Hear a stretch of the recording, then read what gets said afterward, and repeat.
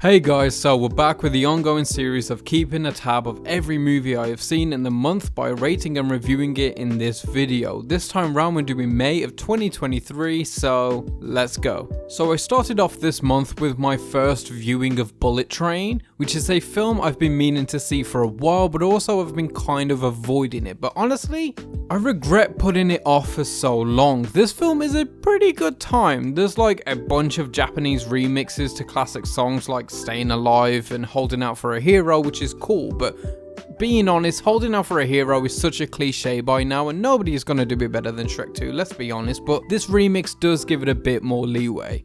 The effects are a bit rough, in the third act especially, but most of the action is insanely well directed and choreographed, which isn't surprising considering it's by the guy who made Deadpool 2, Atomic Blonde and co-directed John Wick, though he was left uncredited for that. Honestly, you can tell it's the same guy who had a hand in Wick because a lot of the fights are akin to that film series. Like the silent cart fight is massively like that one with Common from John Wick 2. The Brad Pitt fight with the wolf is especially great as he's trying to figure out how he knows him if he does at all whilst fighting him in a Jackie Chan physical comedy kind of brawl. Brad Pitt overall is funny as shit in this movie, and considering this came out in the same year as Babylon, he truly had a brilliant year. But the highlights, as everyone knows, is Aaron Taylor-Johnson and Brian Tyree Henry as Tangerine and Lemon. It's truly a tragedy that these two don't have a prequel film. Their dynamic absolutely carries this runtime and the film would be infinitely worse without them. It's a flawed film, it wastes Michael Shannon, which should be a crime punishable by death, but otherwise, it's a pretty good action flick. It's a 6 out of 10 from me. Then I went to go and see Guardians of the Galaxy Volume 3 opening night. I also saw the other two, but I'm going to reserve a review for those because I will be doing a video on the trilogy soon. But as for 3, it's very fucking good.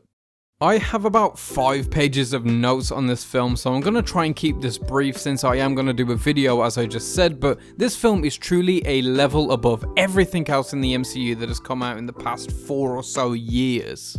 As we've come to expect from Gunn, the colours trespass into every single shot. This film is so colourful and beautiful. If nothing else, it's a visual delight. The music, as always, has brilliant selection. However, the final moments utilise Dog Days Are Over by Florence and the Machine, which I've never really liked. I'm aware this is a me thing, but yeah, I've just never connected to the song at all. But I can say this film has the best use of it I've ever seen. There's some great practical sets which are a breath of fresh air in the MCU, and it also broke the world record for the most prosthetics used in a film with a total of around 22,500 pieces, which is insane. Gunn has also stepped up his directing game here. He moves the camera in ways he never has before, even doing a one-take sequence which is easily top 5 action sequences in any MCU movie and probably the best of Gunn's personal filmography. The comedy as always is gold. Dave Bautista as Drax again is the highlight of the comedy. However, Pratt delivering the first F-bomb in the MCU is a genuinely hilarious moment.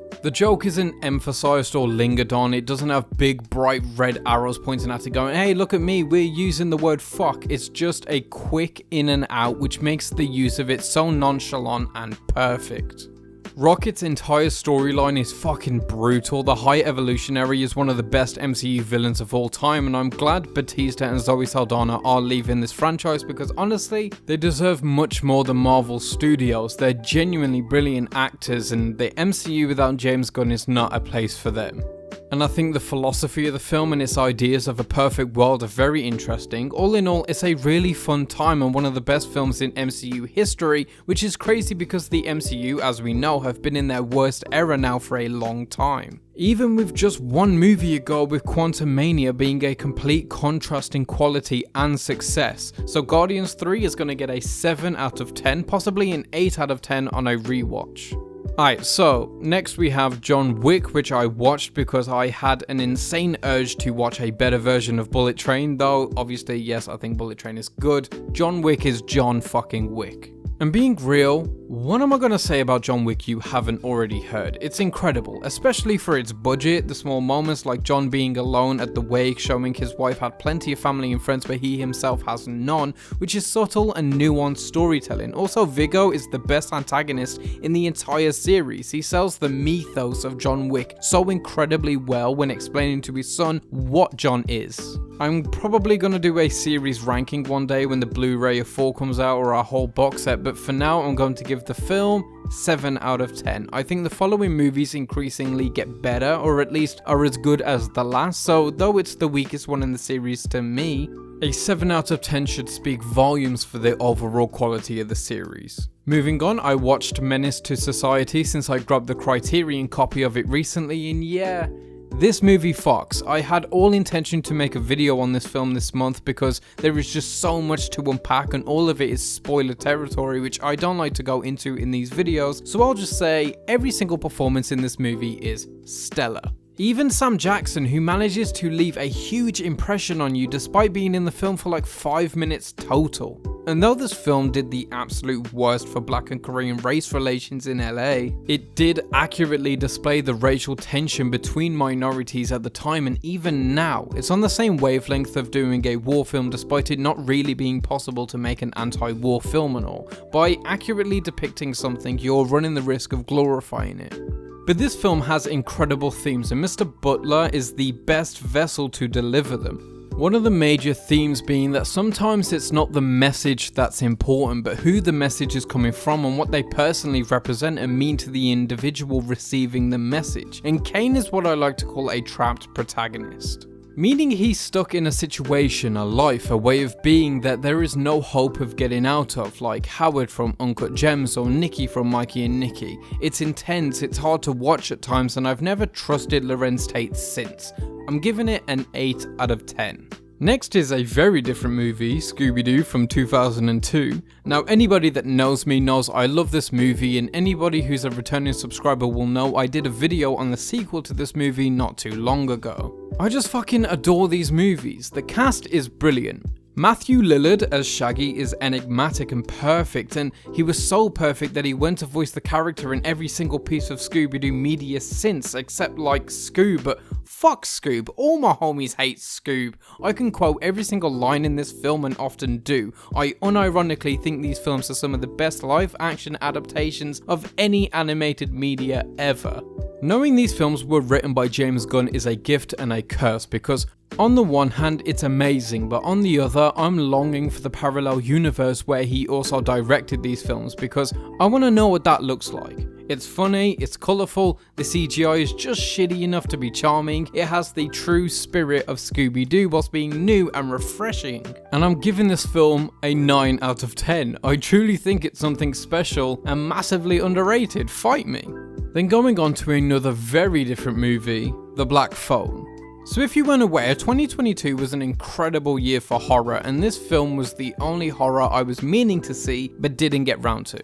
Which, as you can see, I finally did, and yeah, this film low-key goes hard. The premise alone is insane. So a kid gets kidnapped by Ethan Hawke, and in the room where he's kept is a disconnected phone which the kid ends up being able to use to supernaturally speak to the spirits of the kids that have died there previously. They help him find routes to escape, they teach him how to fight, they give him tips on how to survive. Meanwhile, his clairvoyant sister is attempting to find him in her dreams. It's an incredibly intense movie, and though one of the weaker horror films of last year, it's still a good one. It manages to give this ridiculous premise a lot of grounded sentiment and makes all the concept therein pretty believable, which is a feat in itself.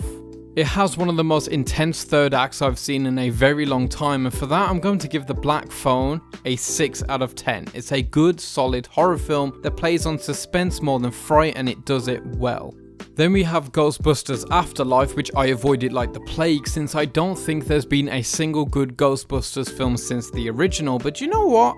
I don't really know the general consensus on this film, but I really like it. Like, I really liked it. I made no notes on this film, I was just simply enjoying it. Paul Rudd is his classically charming self, the child actors are all fantastic. The chemistry between them is undeniable, the returning cast aren't overused and are just a perfectly fine sweetener for the end, and I think this film serves as a beautiful send-off for the real-life actor Harold Ramis, who famously plays Spengler in the original films. I think using a CGI version of him rather than just implying his presence may have been a bit weird, but I think it's one of the more ethically sound uses of the technique. I think the fan service is done well and not cheaply, the script is just ridiculous enough, the effects are amazing, I love the practical effects they employ, like the return of the big practical demon dogs, and yeah, shit's good.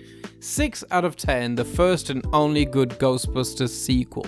Then I watched Cabin in the Woods, which is surprisingly not for me. I love horror, I love comedy, I love meta commentary, and I love the ideas of this film. I do think it's okay, like I love the obvious Evil Dead inspiration, which is not just the cabin, but some of the opening camera movements and shots. I think introducing all of these sort of mythical monsters and creatures as real is very interesting. I like the idea of a secret organization being behind it all. I think it's acted decently. The elevator scene is iconic and brilliant. The final shot is amazing, but overall I just think it's sort of an average time for what it's trying to achieve. I haven't got much to say. I watched it with the intention of making a video on it, but I just found myself with the bare minimum to say. So yeah, kind of blasphemous, but 5 out of 10? It's fine. Then another film I have significantly less to say on, Hustle and Flow. But I have less to say for a better reason. I just really love this film. I think the directing is very purposefully rough and sweaty. The whole look of the film feels filthy, and it fits the tone perfectly. The original songs created for the film are unironic bangers. Hard Out Here for a Pimp and Whoop That Trick are goated, and the scenes of them making both songs, especially Whoop That Trick, is really fun. Ludacris pulls off some great acting moments here, and most of the time you wouldn't even know he wasn't an actor full time at the time. And this film opens with a great monologue from Terrence Howard where DJ is explaining what separates man from dogs, things like dreams, religion, celebrations, which is basically the point of the film. The film is trying to show you the desperation and torment of ambition. Every single actor gives it their everything and it's worthy of its Oscar win. 8 out of 10.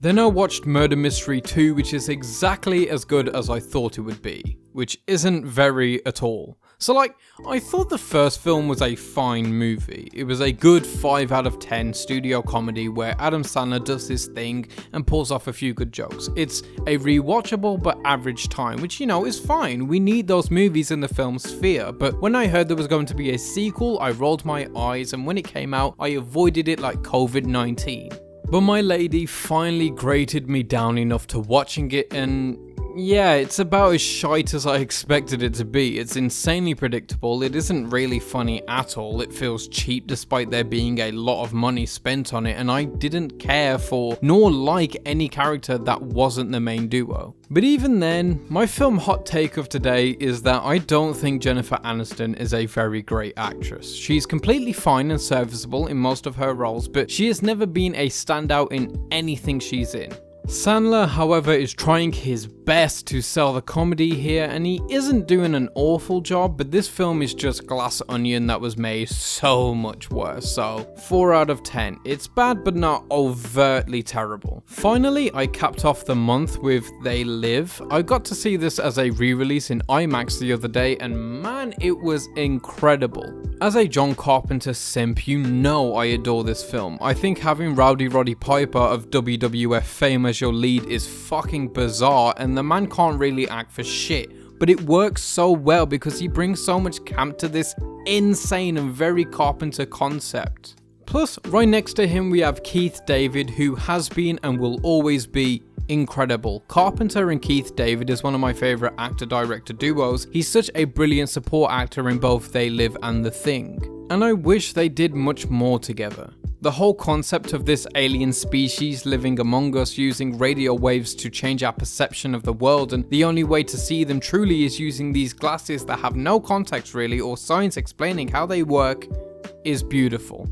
The beauty of most Carpenter films that a lot of films are incapable of doing these days is that he doesn't try too hard to explain concepts to the audience he doesn't think are necessary. He doesn't really explain where the aliens come from or how the sunglasses work or how the conspiracy group found them out in the first place, and it works because it isn't necessary. It doesn't matter where they came from, it only matters that they're here and what they want. It doesn't matter how the glasses work, it just matters that they exist and the way they're used, and it doesn't matter how the conspiracy people found out the aliens' existence, just that they did.